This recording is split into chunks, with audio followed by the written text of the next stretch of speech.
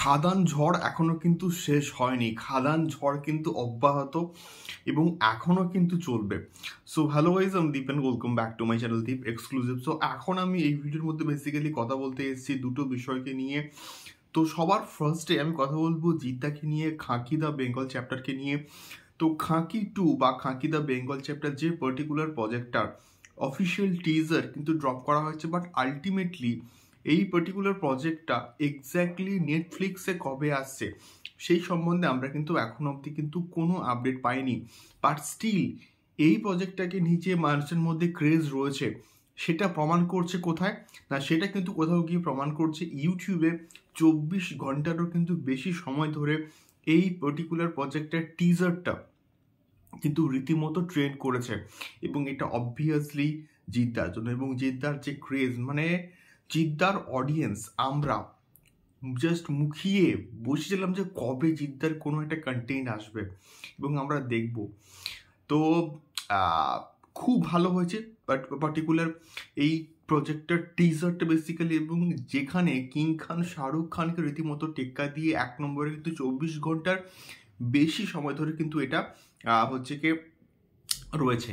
এখন বিষয়টা হচ্ছে এই প্রজেক্টটা আলটিমেটলি কবে মুক্তি পাচ্ছে।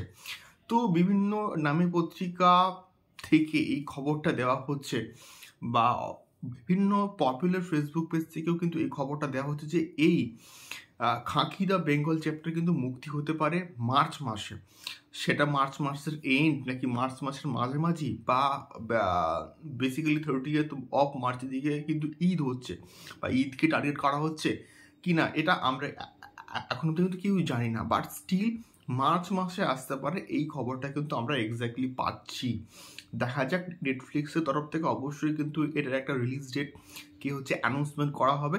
দেখা যাক কি হয়। তোমাদের কি মনে হয় এবং তোমাদের টিজারটা কেমন লেগেছে অবশ্যই কিন্তু কমেন্ট বক্সে কমেন্ট করে আমাদেরকে শেয়ার করতে পারো। দ্বিতীয়ত যে বিষয়টাকে নিয়ে কথা বলতে এসেছি সেটা হচ্ছে অবশ্যই খাদানকে নিয়ে। সো খাদানের এখন আবার একটা কিন্তু নতুন ট্যুর স্টার্ট হয়েছে, মানে 50 days সেলিব্রেশনস, এবং এটা কিন্তু হবে আমারই বাড়ির কাছাকাছি SBF সিনেমাস নরেন্দ্রপুরে 8 তারিখ সম্ভবত 3টে, 3:30 এবং 4টে, এই টাইমটা আমি দেখলাম ওখানে মেনশন করা রয়েছে। তো এটা একটা ভালো খবর, যাদের বাড়ি এই কাছাকাছি তোমরা কিন্তু ওইখানে আসতে পারো। এবং আমি শিওর দেবদা যেখানে যেখানে হল ভিজিট করেছে সেখানে প্রত্যেকটা জায়গায় কিন্তু শো হাউসফুল গেছে। আমি শিওর এই 3টে টাইমিংসে কিন্তু SBF নরেন্দ্রপুর একটা ম্যাসিভ রেসপন্স পাবে। দেখা যাক কি হয়। তোমাদের কি মতামত এই দুটো আপডেটকে নিয়ে অবশ্যই কমেন্ট বক্সে কমেন্ট করে শেয়ার করো। দেখা হচ্ছে পরবর্তী ভিডিওতে। টাটা।